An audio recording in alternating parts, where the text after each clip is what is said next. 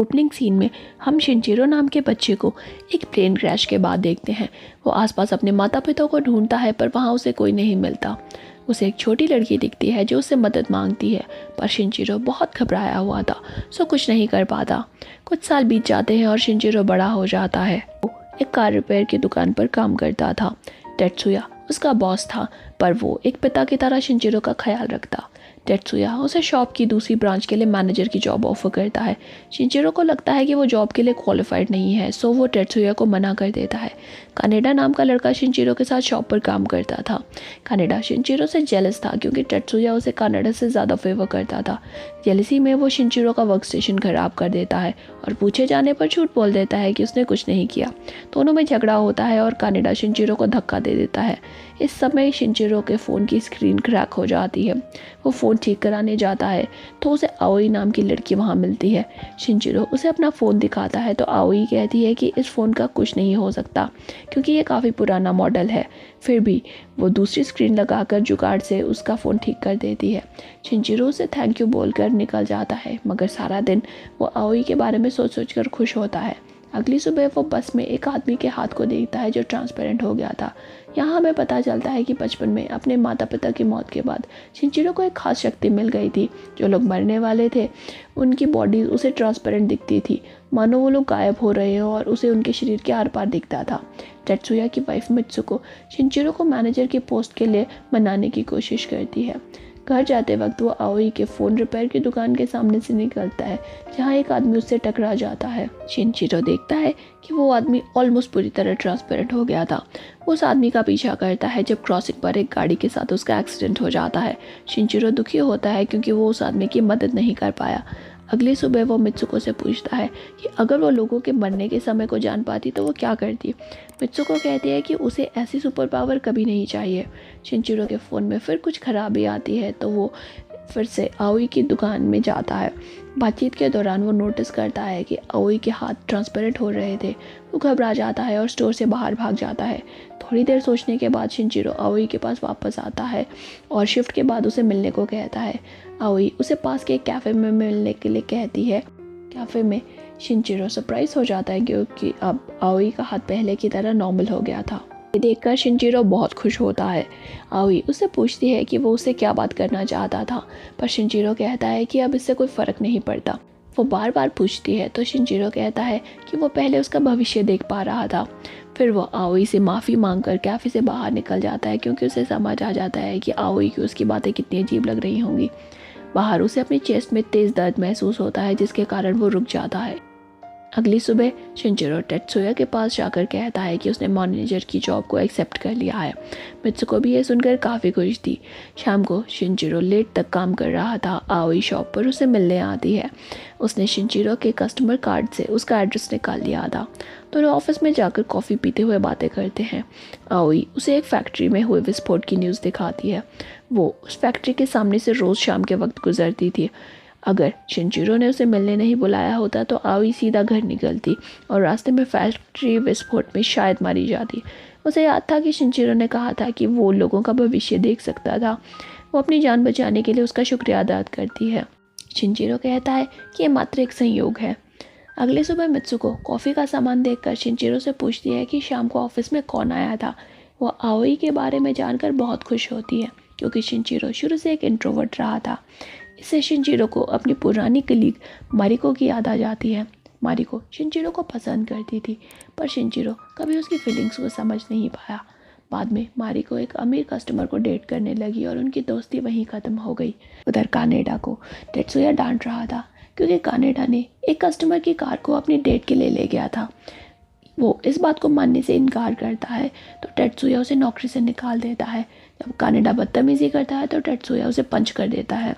शिनचिरो देखता है कि पंच के बाद टेत्सुया का हाथ अब ट्रांसपेरेंट हो गया था। वो घबरा जाता है क्योंकि टेत्सुया को वो अपने पिता की तरह मानता था। शाम में वो टेत्सुया को अपने साथ डिनर पर चलने को कहता है। रास्ते में शिनचिरो घबराया हुआ टेत्सुया के साथ चल रहा था। उसी वक्त कानेडा एक बेसबॉल बैट के साथ टेत्सुया पर अटैक कर देता है। शिनचिरो बीच में आकर टेत्सुया को बचा लेता है। टेत्सुया कानेडा की पिटाई कर रहा था जब शिनचिरो के चेस्ट में ज़बरदस्त पेन होता है जिसके कारण वो बेहोश हो जाता है। वो हॉस्पिटल में उठता है जहाँ मित्सुको उसके पास बैठी थी। मित्सुको बताती है कि इस बार उन्होंने कानेडा को छोड़ दिया है, नहीं तो उस पर क्रिमिनल चार्जेस लगेंगे और उसे कहीं नौकरी नहीं मिलेगी। इसके बाद डॉक्टर टकेयो उससे पूछते हैं कि कहीं उसे कोई पुरानी बीमारी तो नहीं है। शिनचिरो मना कर देता है तो डॉक्टर कहता है कि शायद ये सब स्ट्रेस की वजह से हुआ होगा। शिनचिरो हॉस्पिटल में एक छोटी बच्ची को देखता है जो ट्रांसपेरेंट हो रही थी। वो उस बच्ची का पीछा करने की सोचता है तो डॉक्टर उसे रोक देता है। डॉक्टर टकेयो उससे पूछते हैं कि क्या शिनचिरो भी ट्रांसपेरेंट लोगों को देख सकता है।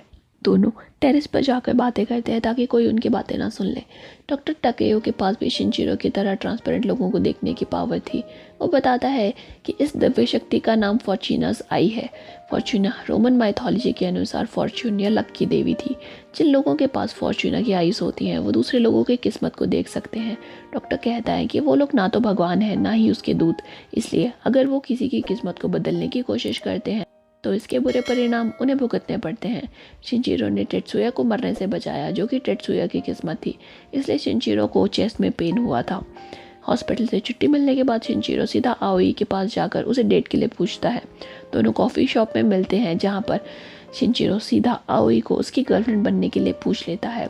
आओई हाँ बोलती है और दोनों धीरे धीरे एक दूसरे से प्यार करने लगते हैं। अगले सीन में हम कानेडा को शिनचिरो के साथ शॉप पर देखते हैं।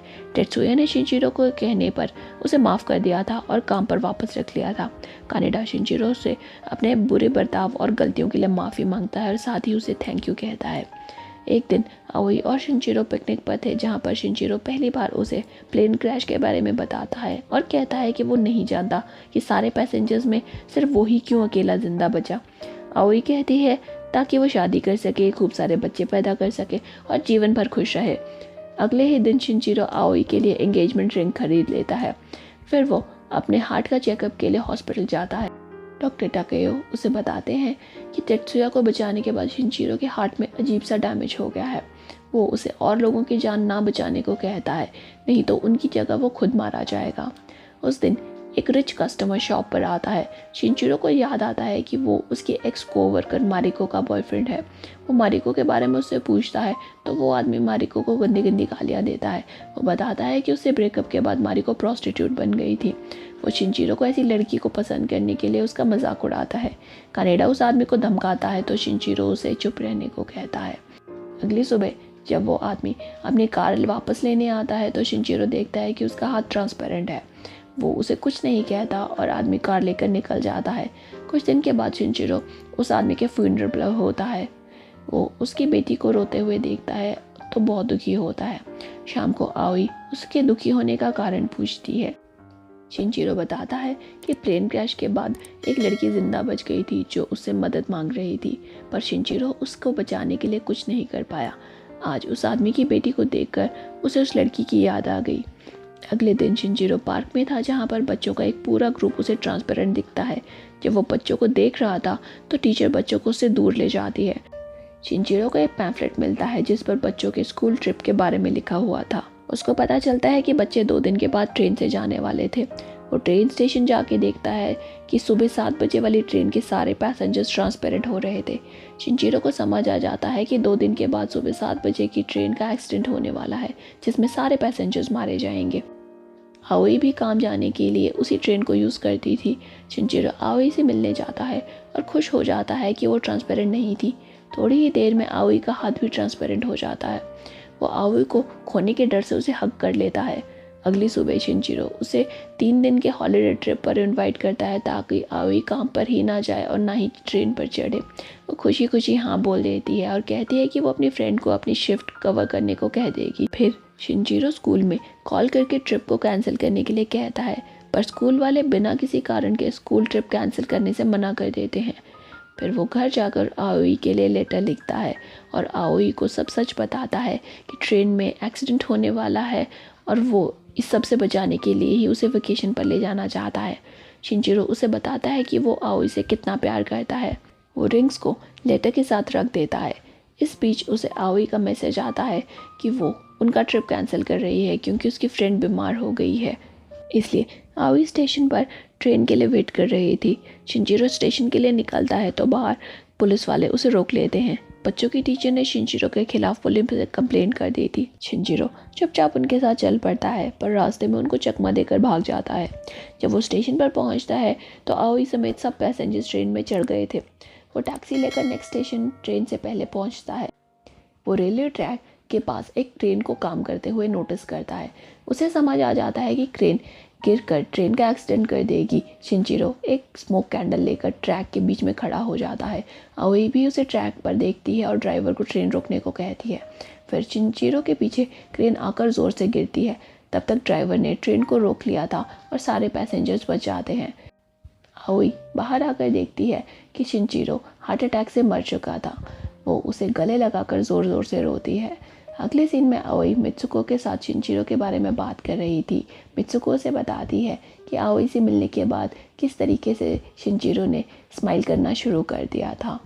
अगले सीन में आओई कन्फेस करती है कि उसके पास भी शिनचिरो की तरह ही फॉर्च्यूनर्स आई थी।